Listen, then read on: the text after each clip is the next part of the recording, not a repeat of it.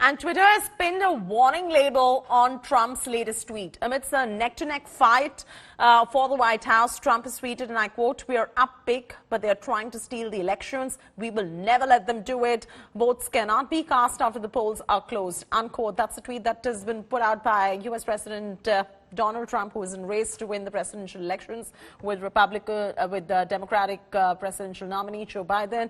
Twitter has also put up a warning to this tweet, saying that some or all the content shared in this tweet might be misleading about this election. Twitter has further added that this action is in line with their civic integrity policy. This is not the first time that Twitter has flagged off Donald Trump's tweet, particularly on mail-in voting, while the U.S. president has also earlier signed an executive order that aims to curtail legal protection that shield Twitter. Geeta Mohan is now joining us live for the very latest on this. Geeta, Trump versus Twitter again. Of course, just a quick recap, if you could give us on Trump winning Florida, Ohio, Iowa, Biden predicting ultimate victory. And what's interesting to note is Twitter flagging off Donald Trump's tweet yet again.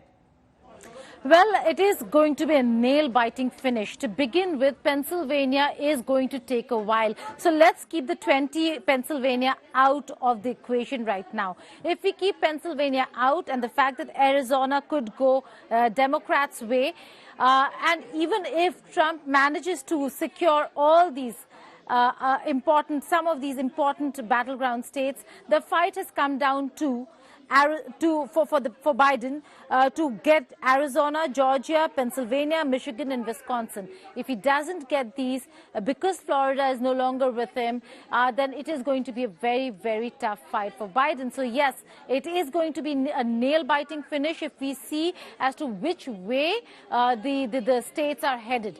The important thing over here to note is that in most of in quite a few of these states, these are only trends. The fact that even if 60% of the votes have been counted, the rest of the 40% could be the early voting counts. And if they are the early votes, then we know that the demographic and the people who voted early were not Trump supporters, were not Republicans. They were primarily Joe Biden supporters and Democrat supporters. Why?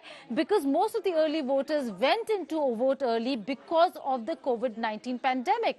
And Republicans, staunch Trump followers, were not taking coronavirus very seriously. So that's why there is a distinction and a difference between early voters and who voted early and who voted on the polling day. And in that, if we're looking at the polling day votes being counted right now, and that's the reason why Trump is ahead, then we'll have to wait for the entire voting to finish in most of the states, particularly the swing states, to know which way the state is headed, because it's the latter part where you will see maybe a rise in the Biden vote count.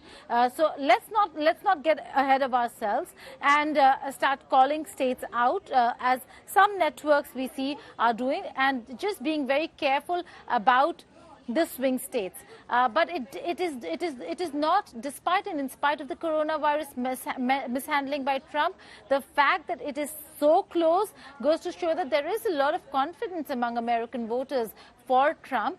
And despite all the pollsters and poll pundits saying that it is going to be an easy sweep for Joe Biden, it doesn't seem like so.